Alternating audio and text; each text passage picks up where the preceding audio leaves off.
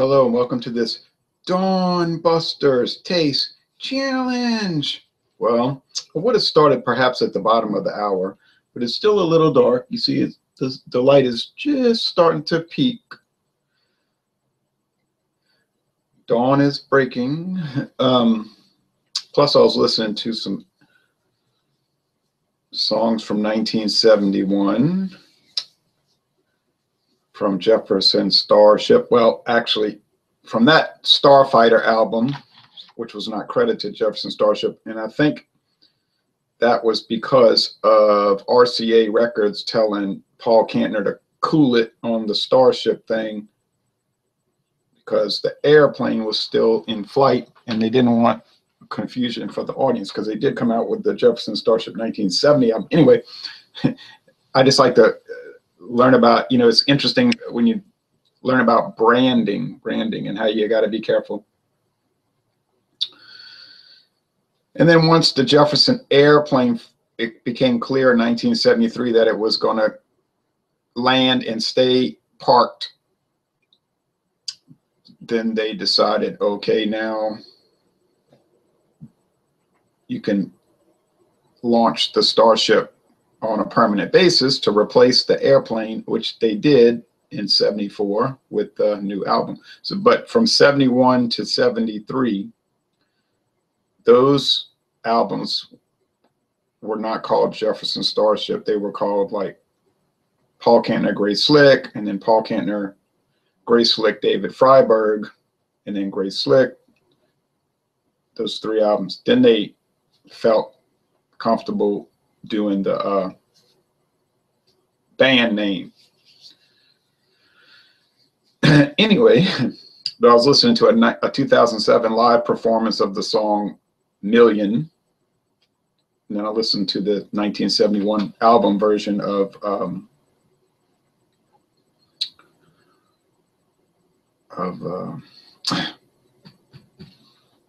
Holding Together. Okay, now anyway, so talking about other branding issues. Okay. Kentucky Tavern, introduced in 1903. That's when the trademark was acquired. Introduced by Glenmore Distillery of Owensboro, Kentucky. Now this bottle says bottled in Louisville. We know it's Kentucky. Now I did some more research on the Tax and Trade Bureau, which got me cleared up on some things and confused on some other things. Once again, back to labeling. You can, okay, it says you have to give a state distillery designation. In other words, you have to designate what state it was distilled in. But they said you can do that in the label. Like, and they give an example on the Tax and Trade Bureau, blank, like blank straight whiskey, whatever. Okay, so you could do like they do here. Kentucky straight bourbon whiskey. Now, we have a few little tiny distilleries in this state, so you could actually have Louisiana straight bourbon whiskey, and then in the title that would designate the state of distillation. Then down here it says bottled by Glenmore Distillery, no longer in business, simply a brand name owned by Sazerac, Louisville, Kentucky. 1 liter, 80 proof. Louisville, Kentucky is their huge bottling plant. I know that Brown-Forman has a huge bottling plant also in Louisville, and that's where your Canadian Mist is bottled. Interestingly, it's distilled in Canada, crosses the border, comes down to Kentucky, and that's where it's bottled. And not the only one either. Canadian Club, another example, distilled in Canada, trucked down to what, Peoria, Illinois, bottled, and then shipped back to Canada for sale. Hey, well, that's international business, right? Okay. So this 1903 Kentucky Tavern, KT. Now, I got confused in the last hangout and when I was doing the taste challenge, and I got it wrong, and I felt embarrassed. And then I started thinking about it. I was thinking. I said, hey, I know how to get this right every time from now on out. Whichever whiskey of the two has a bolder, more complex, more intricate flavor, that's the Kentucky Tavern. I'm telling you, that's the one. And it's $10.99 for a liter. That's the winner. I'm telling you right now, before we go any further, it's going to keep winning, and it's going to be discernible by virtue of its complex, rich flavor and more intricate flavor. It's going to win when I put it up. Now, the only one that could give it a run, as far as that, could be the Old Granddad, because that's a high rye mash bill type thing. But then I'm going to be able to pick out that pepperiness, so I don't think it's going to be that difficult. The Jack Daniels, I mean, it's going to be too easy. The Jim Beam, too easy.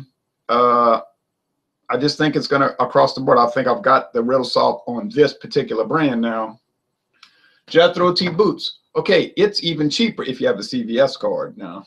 If you don't, it'd be about the same price. But if you have a CVS card, you can get this 750 milliliter bottle for $8.99 plus tax, okay?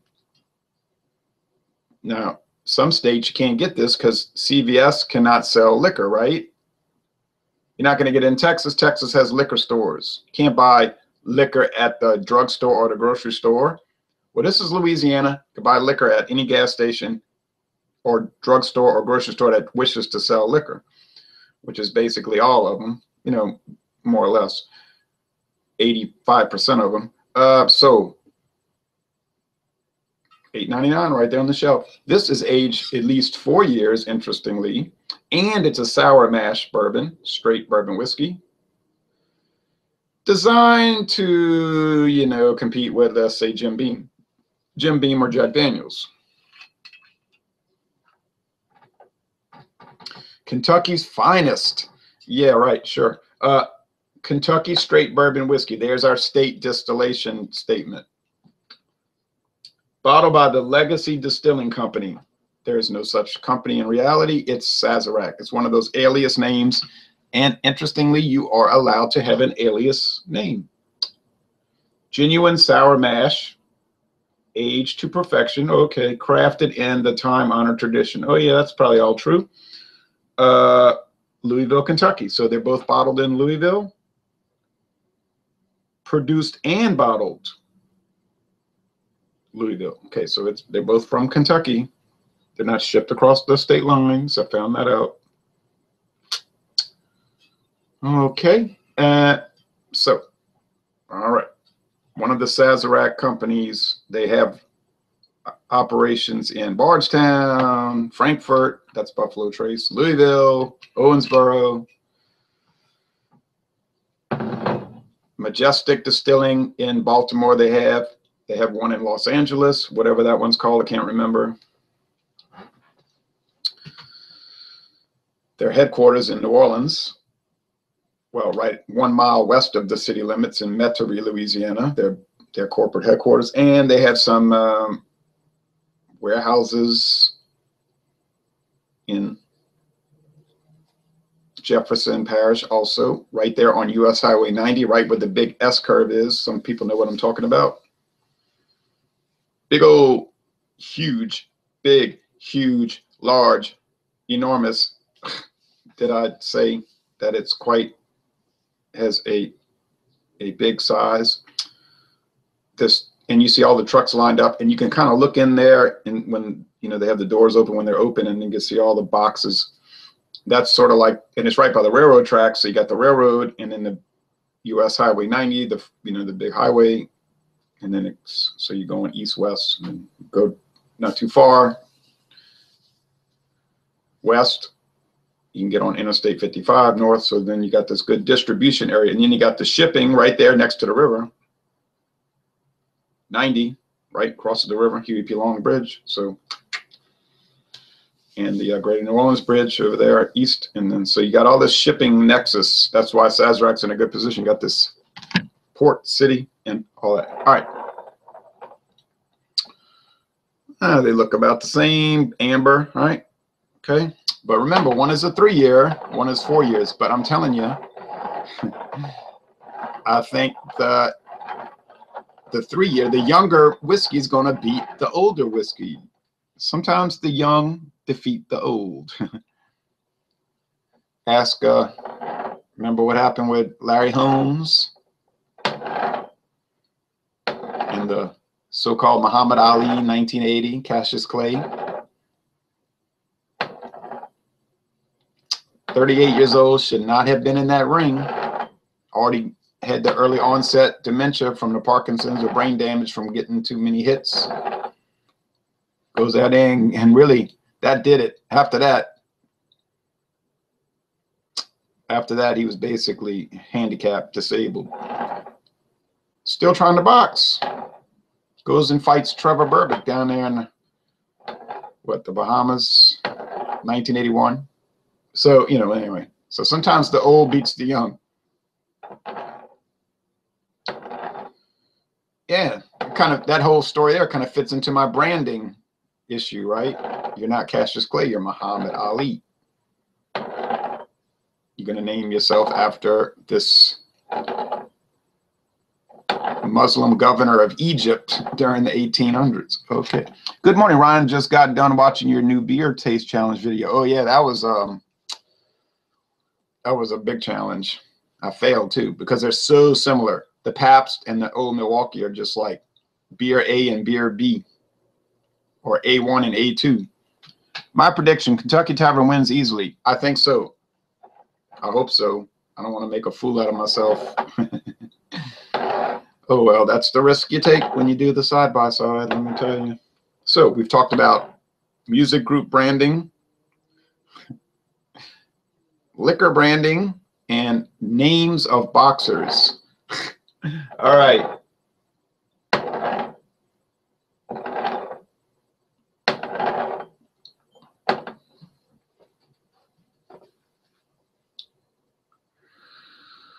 Well, this smells like a rather higher than average rye content bourbon whiskey. There's a peppery note. There's the mint. There's the dried flowers. There's the caramel, you know, candy, the candied fruit, the fruitcake fruit. The aromas generally associated with whiskey, right? Like the U.S. government says, commonly associated with whiskey. I noticed the Canadian website said that too. Canadian blended whiskey has to have a taste, an aroma and flavor commonly associated with Canadian whiskey. Okay, this one's not that different, if at all, but it seems a little shade lighter, less pronounced. Oh, kind of got me on the discovery trail. Let's see.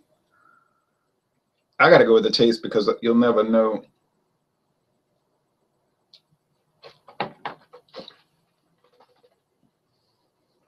Word of advice, don't use this for mouthwash and then go to work. To you, it has a minty flavor. To me, it has a minty flavor. To your employer, you get fired. Because it will have a whiskey aroma. You know, use mouthwash and drink coffee before you go to work. I mean, you know. But this channel is not dedicated to telling people to have common sense. People, well, you either have common sense or you don't, right? That's what common sense is. It's a level of intelligence. It's your IQ, in other words. Or your wisdom, right? Your ability to use your intellect in a practical way. Oh boy, this one's pretty woody though.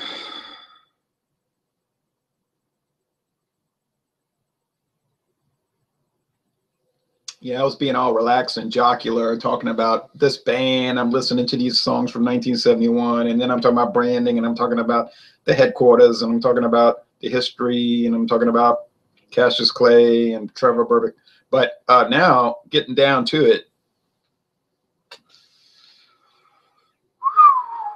it's going to be a little more difficult than I thought, John. Easily? Easily? Is it going to be easy? I don't know about that.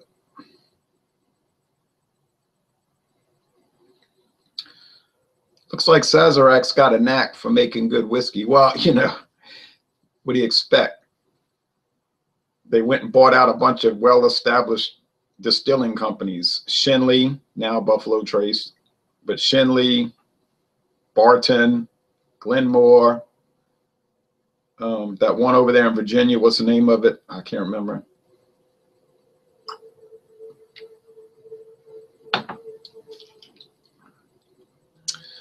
Then they have their old history, their own New Orleans history of making the Peychaud's bitter and inventing the Sazerac highball, the first highball, they claim.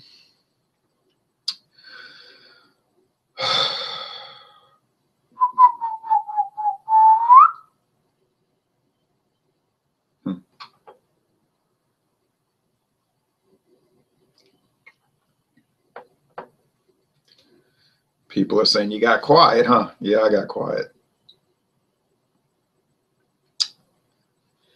I can't play it off, can't joke it off, can't dance around it. Yeah, you know, it's kind of like when Rocky was fighting Apollo Creed in 1976, right? So they say, it's going to be a joke. And then after the third, going into the third round, they said, sit back, it's going to be a big one. Because it turned out to be a lot different than they had first believed. Maybe the extra aging does make a difference after all. I don't know what it is, but it's got me a little.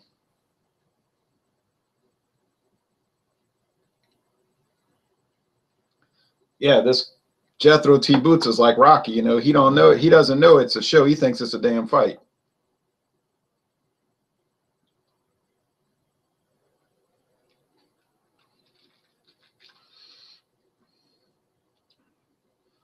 I'm picking up a little coconut from the lip balm I put on. My lips were a little dry about an hour and a half, 2 hours ago. I put that on. Still residual effect. Shouldn't affect the flavor though.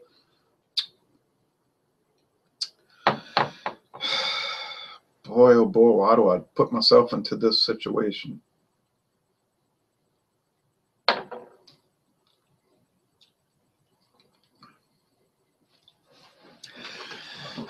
This has got to be the Kentucky Tavern because it's too strong in the wood component. And I noticed that when I was doing the earlier taste challenges, that Kentucky Tavern screams wood, charred oak.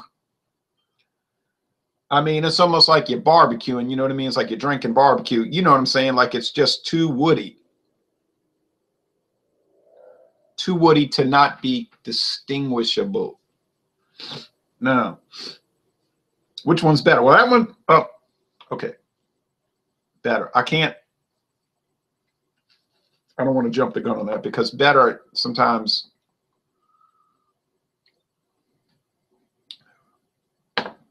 This one has a little more orange peel also. Yeah, you can't say, well, since it's got more wood character, it's better because some people don't like that. You know what I mean? That's a personal preference issue. That's like barbecue sauce, trying to say what's better, Memphis style, South Carolina style, North Carolina style. There would be no sense to say which is better because that's a preference issue. That's a regional style cuisine. I mean, you could go all day arguing that. They're all good, you know, the good ones. Some people like a lot of mustard, some people don't. No. It's a tie, honestly. There's neither one is better than the other. I can see that they both have their own good attributes. What's bad about either one? Nothing. No, there's nothing bad. They're a great deal. I mean, if you can get a liter, and I've only seen the liter bottles. I guess they have 750. I know they do. They must. For $10.99 for a liter. Oh yeah, come on now. $8.99 for $7.50 in the little Jim Beam Mimic bottle. I mean, you know, this is like flim flam all the way, right? You know how these store brand items are. They're all just like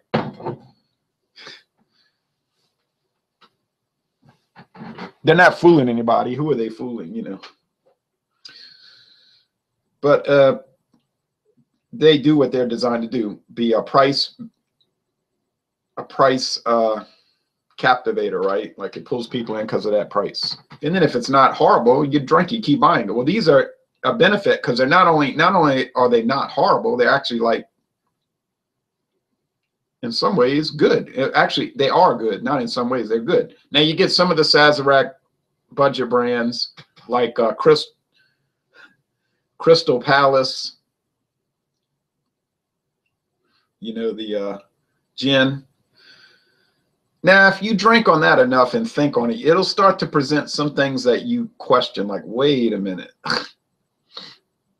Hold on a minute. Then you start realizing why the price was so incredibly low. But that doesn't seem to hurt Crystal Palace around here because Crystal Palace is wildly popular.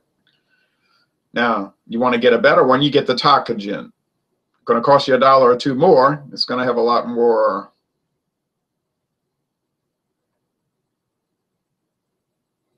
positive attributes. And it's not going to have any of that off stuff where you catch yourself for a moment and say, what happened here?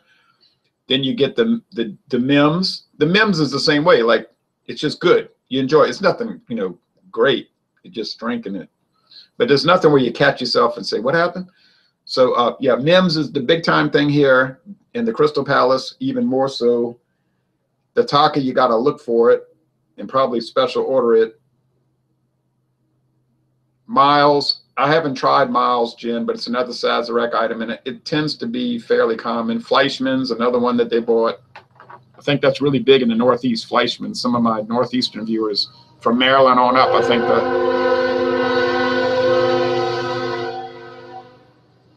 I've been to 2 different.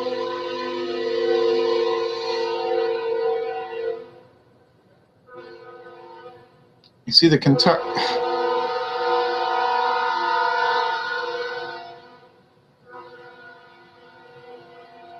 I don't know why the Kansas City Southern Railroad insists on going up and down this railroad track, as they've been doing for over 150 years. They just keep doing it.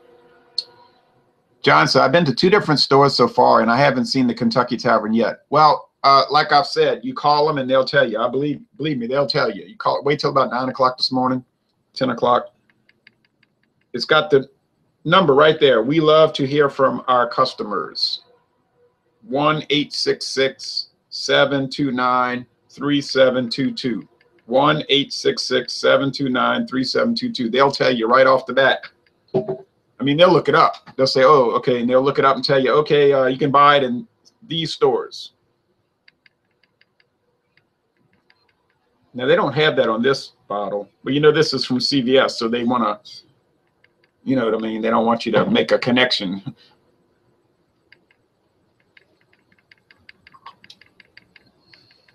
I think this is the Boots. Jeeping Foodie says, good morning. Good morning, Jeeping Foodie. JF, as I call you when I make responses. Okay, I'm scared a little bit, but I think this is the Jethro T Boots because it just doesn't have as much savoir-faire as the very impressive Kentucky Tavern. Is the train on time?